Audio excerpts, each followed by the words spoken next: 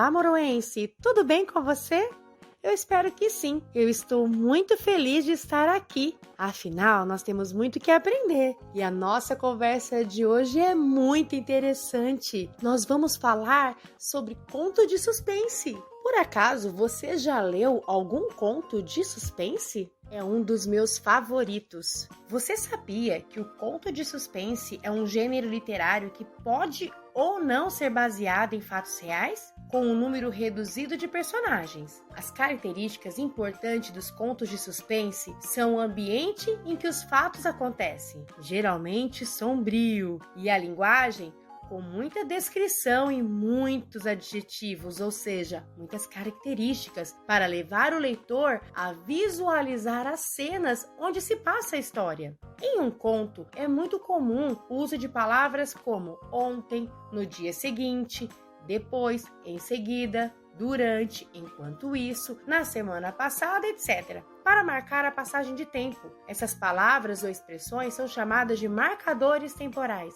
O conto é um gênero caracterizado por ser uma narrativa literária curta, tendo começo, meio e fim da história, narrados de maneira breve, porém o suficiente para contar a história completa. O conto possui elementos e estrutura bem marcados, sendo que o tipo de história pode indicar o tipo de conto que estamos lendo. Quais são os elementos de um conto? Para que uma narrativa seja considerada um conto, alguns elementos são muito importantes: personagens, narrador, tempo, espaço, enredo e conflito. Os personagens, por exemplo, eles precisam ter um ou mais seres vivenciando sua história. Esses seres podem ser pessoas ou até mesmo animais, objetos e seres imaginários, embora seja muito comum que o conto tenha poucos personagens.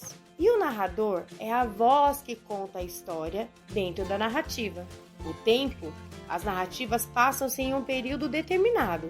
Trata-se do tempo de duração entre o início e o final da narrativa e da época em que a história acontece. E o espaço, assim como o tempo, as narrativas precisam ocorrer em um espaço descrito, explícito ou implicitamente, onde as personagens situam-se. O enredo é o que acontece na história, é a sequência de ações. O conflito, por fim, é uma situação gerada por uma das ações iniciais, o que faz com que as outras ações sejam tomadas pelas personagens para solucionar um problema. Qual a estrutura do conto? Bom, o conto ele costuma ser estruturado em 4 partes: introdução, desenvolvimento, clímax e conclusão. A introdução é a apresentação, o equilíbrio inicial da história. O desenvolvimento, ou complicação, apresenta as ações que modificam o estado inicial da narrativa.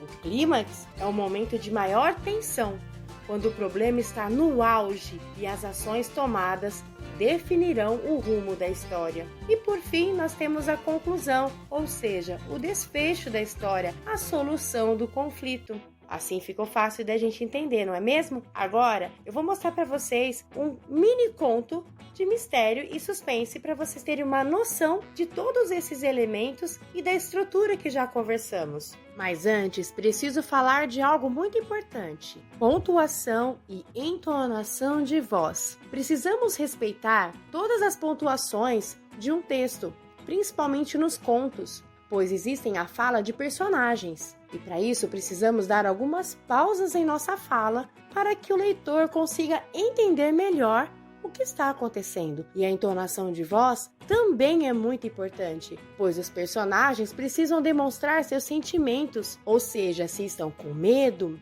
aflitos ou calmos. Estão falando baixinho ou se estão nervosos ou apenas falando alto. Tudo isso, a entonação que vai mostrar para o leitor. Vamos fazer juntos a leitura de um pequeno trecho do texto para você ver como que é. O conto se chama O Mistério do Casarão. Nesse momento, um grito cortou o silêncio da noite. Bia estancou, paralisada de medo. Curiosos, Tomás e Davi puxaram a irmã e se aproximaram do portão. Esse casarão é mal assombrado, sussurrou Davi, tentando esconder.